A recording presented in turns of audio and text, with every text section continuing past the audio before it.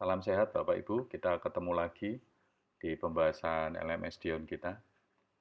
Bapak dan Ibu sekalian, ini setelah kita buat di general ya, di general tentang presensi kehadiran, kita bisa klik kembali ke mata kuliah kita.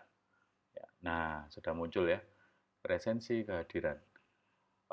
Saya sudah contohkan tentang dua kehadiran. Silakan Bapak dan Ibu dengan langkah yang sama dalam video sebelumnya bisa mencontoh cara-cara yang sudah kami diseminasikan. Nah, sekarang bagaimana kita memasukkan semua topik kita. Nah, kita langsung rubah dari sini juga boleh ya. Jadi, topik pertama, pokok bahasanya adalah bisnis beretika. Bisnis beretika. Kita lihat ya dari RPS kita. Ini lihat bisnis beretika. Ini butuh 2 minggu dan setiap minggunya itu kita jalankan metode pedati, yaitu pelajari, dalami, terapkan, dan evaluasi. Ya. Baik, kita bikin aja satu pokok bahasan, kita tuntaskan bisnis beretika. Oke, langsung di enter. Jadi, yang kedua, ini apa? Mahasiswa mampu menjelaskan gambaran besar hubungan bisnis. Nah, ini berarti hubungan bisnis dengan pemangku kepentingan. Hubungan bisnis dengan pemangku kepentingan. Oke. Kemudian pokok bahasan yang ketiga, teori-teori etika dan relevansinya.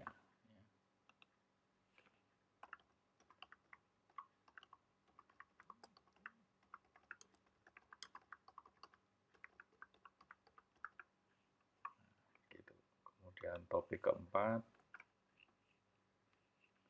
etika bisnis dan dinamika organisasi bisnis.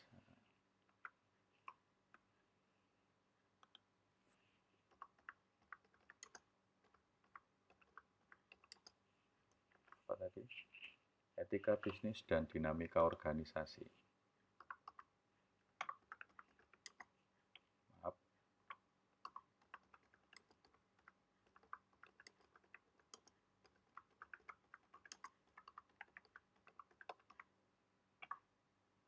Ya, oke. Kemudian topik kelima kita ada UTS ya, ujian tengah semester.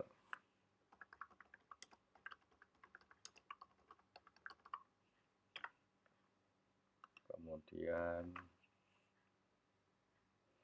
etika bisnis dan kelestarian lingkungan.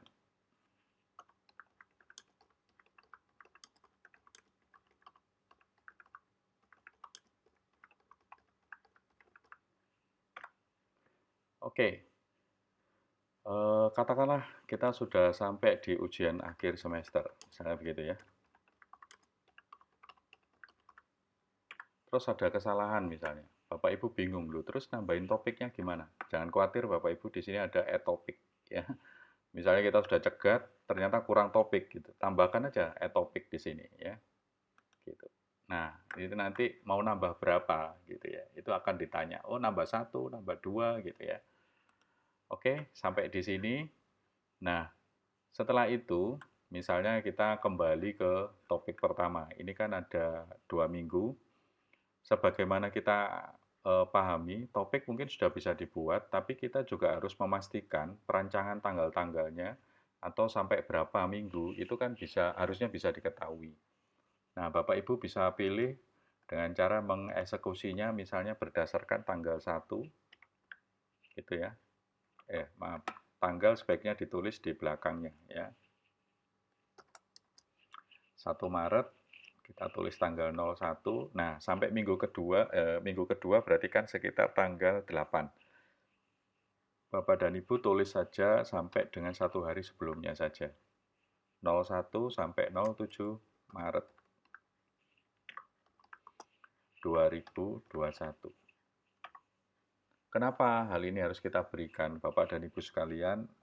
Anak mahasiswa kita itu kan kadang-kadang juga perlu di-warning, perlu diingatkan ya, bahwa untuk materi ini mau seminggu apa mau 2 minggu. Nah, kalau ini tadi jalannya 2 minggu, berarti kan mestinya sampai dengan 2 minggu ke depan, ya berarti tanggal 15, ya kan?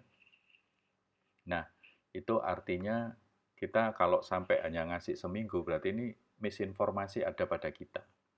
Jadi jangan sampai ini terjadi, sehingga materi ini, oh itu jalan berapa minggu, dari sinilah mereka tahu, ya. Misalnya sampai 15 Maret. Oke, ini yang benar, ya. Ini sebagai contoh bagaimana bahwa pedati itu akan dijalankan selama 2 minggu. Mohon maaf, berikutnya seharusnya tanggal 15 di periode kedua ya, sorry. Ini mungkin sampai dengan 14 ya.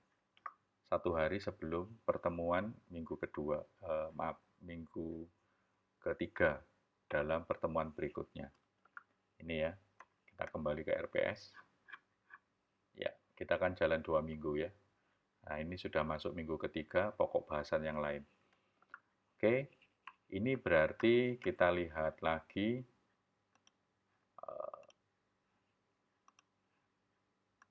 Nah, ini seharusnya sudah di tanggal 15 Maret, gitu ya.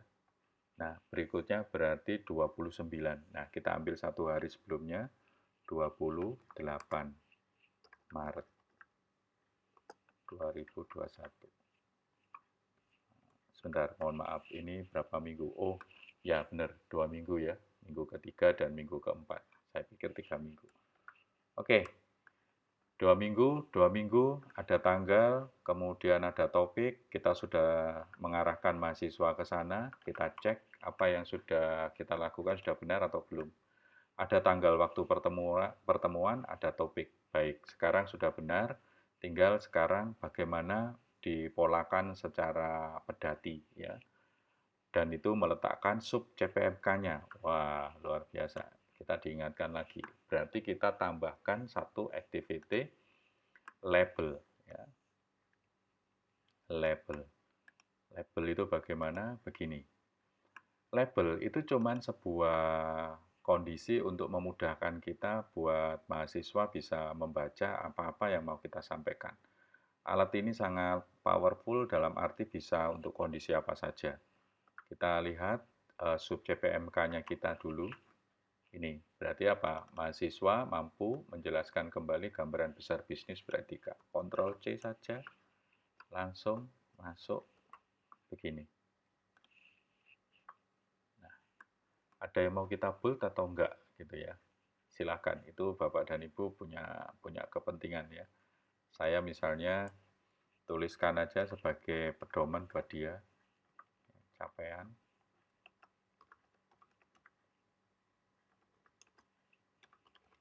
pembelajaran khusus, gitu. Tek, tek. Ini, ya. Ini saya bold, dah, saya kembalikan. Nah, dia akan tampil seperti ini Bapak Ibu. Jadi bisnis beretika itu capaian pembelajaran khususnya apa dan lain sebagainya. Nah, supaya itu kondisinya lebih baik, lebih bagus, ya seperti kayak kita kuliah offline ya, kita harus nyapa anak-anak dan bagaimana kemudian kita mulai masuk ke pokok materi ya. Kemudian kita siapkan pendalaman, kita siapkan penerapan, kita siapkan evaluasi. Saya masuk lagi pakai label. Nah, ini yang saya sebut powerful-nya label ya. Saya masuk lagi label, saya tambahkan, saya sapa mereka. Salam sehat para mahasiswa penggerak ya,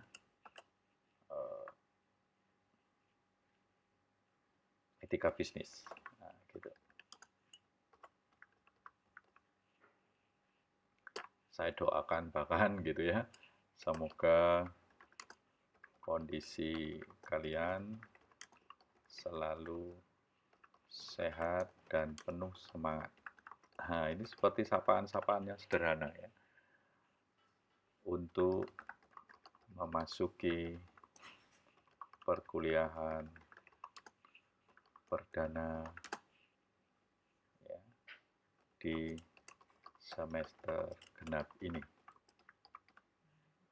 Semester genap 2020-2021 ini. Ya.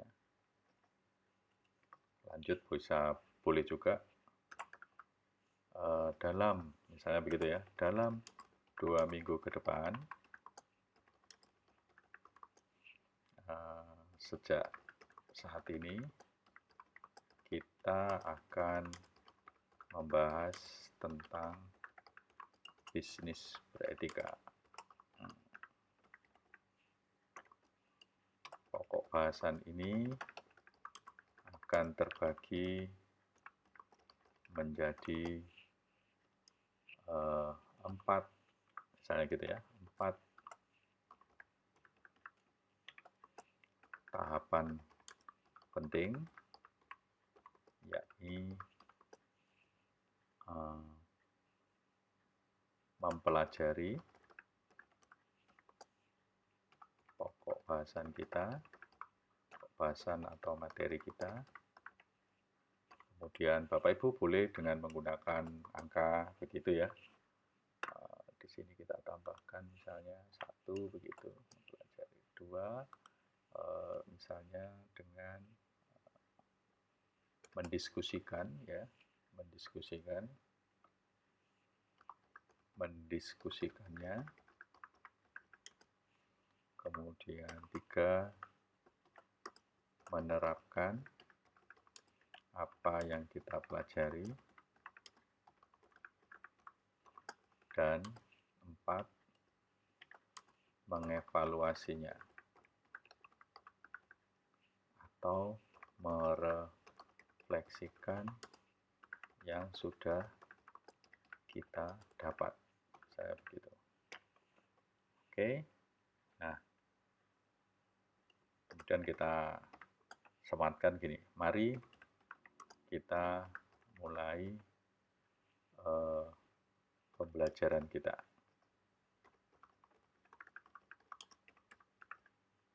Saya biasanya mengarahkan anak-anak untuk sebisa mungkin asinkronus. Jadi tidak menggantungkan sepenuhnya pada pola-pola kita. Tinggal kita janjiannya asinkronus itu sebagai satu metode pendekatan besarnya, tetapi bila diperlukan satu kondisi untuk sinkronus atau sebagai tatap muka, itu kita juga perlu menyampaikan dalam bahasan kita di awal ya. Hal itu untuk memudahkan kita mengontrol dan kemudian mengevaluasi sejauh mana anak-anak bisa paham atau tidak atas apa yang dihadapi ya. Biasanya saya menerapkan ini,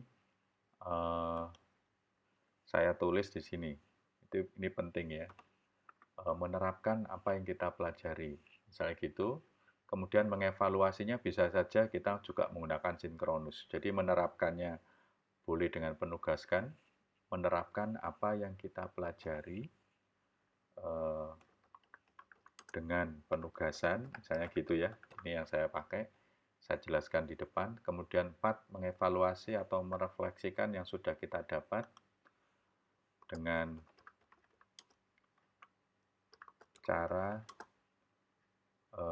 kuis ataupun pertemuan sinkronus. Ini penting, kita mau pakai yang mana ya. Sinkronus boleh dimenerapkan, boleh juga di akhir, itu terserah Bapak dan Ibu sekalian ya. Bagi saya, sehingga satu tahapan itu butuh 2 minggu misalnya, itu tidak terus setiap pertemuan sinkronus begitu, enggak. Kita bisa pilih, bahkan boleh asinkronus semua. Itu kita upayakan sedemikian, supaya sistemnya sebagai media sarana itu juga bisa punya rasa berdaya. Sementara kitanya justru bisa memberdayakan sistem itu sedemikian rupa supaya mereka bisa mandiri. Ada self-regulated learning yang tumbuh pada mereka. Ya, jadi ada pembelajaran yang dijalankan secara mandiri oleh mereka. Itu menjadi penting. Ya. Oke, demikian Bapak dan Ibu, saya kembali ke course. Nah, nanti akan tampil begini. Mari kita mulai pembelajaran kita begitu ya. Nah, Kemudian kita tinggal pilih materinya mau disampaikan bagaimana dan lain sebagainya. Oke, kita nanti akan ketemu sebentar lagi untuk menuntaskan masalah itu terhadap 4 tahapan kita itu dalam materi tentang pedati. Demikian dan sampai ketemu lagi.